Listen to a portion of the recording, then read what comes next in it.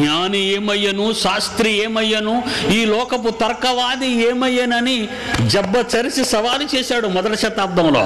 జ్ఞాని ఎక్కడా, శాస్త్రి ఎక్కడా, ఈ లోకపు తర్కవాది ఎక్కడా? జ్ఞాని ఎక్కడా, శాస్త్రి ఎక్కడా, ఈ లోకపు తర్కవాది ఎక్కడా? ప్రకృతి నుండి పుట్టిందే శాస్త్రం, సృష్టిని కలిగించింది దేవుని వాక్యం. ప్రకృతి నుండి పుట్టిందే శాస్త్రం, సృష్టిని కలిగించింది దేవుని వాక్యం. అడిగే వారికి, వెతకే వారికి ప్రకటించేవాడే క్రైస్తవుడే. అడిగే వారికి, వెతకే వారికి ఇందులో వాళ్ళు ఫెయిల్ అయిపోతారు. ప్రపంచ భవిష్యత్తులో జాగ్రత్తగా వినాలి. పీటర్ హిగ్స్ ఫెయిల్ అయిపోతాడు, గ్లెన్ ఎవాన్స్ ఫెయిల్ అయిపోతాడు. వీళ్ళని సపోర్ట్ చేసిన శాస్త్రవేత్తలంతా ఫెయిల్యూర్. పిడి సుందర్రావు సింహం, ప్రపంచాన్ని జయించిన వాడు వీడు. బైబుల్ అనే వీర ఖడ్గాన్ని చేతబట్టి కాదన్న వాడిని తెగనరికేవాడు వీడు. మిలియన్ మహనీయుల మట్టి కరిపించిన వాడు వీడు. పిచ్చి పిచ్చి మాటలు మాట్లాడకు దేవుని గురించి. విశ్వానికి మూలం శబ్దం, శబ్దానికి దేవుడు కారణం. బైబిల్ గ్రంథం దీనికి సాక్ష్యం. విశ్వానికి మూలం శబ్దం, శబ్దానికి దేవుడు కారణం. బైబిల్ గ్రంథం దీనికి సాక్ష్యం. బిగ్ బ్యాంగ్ వలన విశ్వం పుట్టిందని శాస్త్రం చెప్పింది. శాస్త్రవేత్త చెప్పక ముందే బైబిల్ చెప్పింది. శాస్త్రవేత్త చెప్పిన సిద్ధాంతం బైబిల్ నుండి కాపీ కొట్టిందే. ముద్రణ యంత్రం కనుగొనగానే ముద్రించిన తొలి పుస్తకం అదే బైబిల్. ముద్రణ యంత్రం కనుగొనగానే ముద్రించిన తొలి పుస్తకం అదే బైబిల్.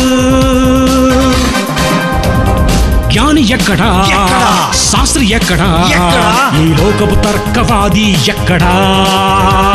మూర్ఖంగా మాట్లాడే ప్రతి వాని నోరు ముయ్యించమన్నాడు దేవుడు. తప్పు జరిగిన నాడు వాడు న్యాయమూర్తి అయినా, ప్రధాన మంత్రి అయినా, ప్రెసిడెంట్ ఆఫ్ ఇండియా అయినా, అగ్రరాజ్యాల నేతలో గ్రేట్ బ్రిటన్ ప్రధాని అయినా, అమెరికా ప్రెసిడెంట్ అయినా ఖబర్దారని చెప్పాలి. ఆర్యభట్ట సిద్ధాంతం తప్పని చెప్పింది శాస్త్రం. ఎడ్మండ్ హేలీ దీనికి సాక్ష్యం. ఆర్యభట్ట సిద్ధాంతం తప్పని చెప్పింది శాస్త్రం. ఎడ్మండ్ హేలీ దీనికి సాక్ష్యం. క్రీస్తు పుట్టాడని తెలుపుటకు నక్షత్రం నడిచింది. ఎడ్మండ్ హేలీ పుట్టక ముందే బైబుల్ చెప్పింది. సృష్టిని పరిశీలించిన శాస్త్రం బైబుల్ అడిగితే ముందే చెబుతుంది. ముద్రణ యంత్రం కనుగొనగానే ముద్రించిన తొలి పుస్తకం అదే బైబిల్.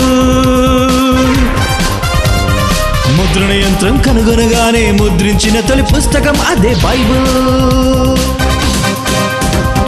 జ్ఞాని ఎక్కడా, శాస్త్రి ఎక్కడా, ఈ లోకపు తర్కవాది ఎక్కడా? 9 గ్రహాలున్న పనికి మాలిన మాటలు చెప్పింది వీళ్ళే.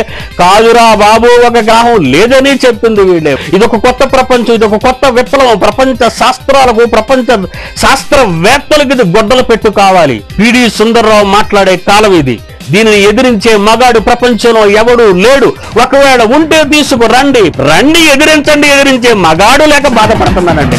ఎదిరించాలి దమ్మున్నవాడు ఎవడైనా సరే. మానవ నివాస యోగ్యం, భూమి మాత్రమే మనిషికి యోగ్యం. గ్రహాంతర జీవులు లేవని బైబిల్ సాక్ష్యం. మానవ నివాస యోగ్యం, భూమి మాత్రమే మనిషికి యోగ్యం. గ్రహాంతర జీవులు లేవని బైబిల్ సాక్ష్యం. నవగ్రహాలున్నాయని చెప్పి పాఠం నేర్పింది. ప్లూటో గ్రహం కాదని మాటను మార్చింది. గ్రహాలలో జీవన్నది లేదని బైబిల్ మాత్రమే సవాలు చేస్తుంది.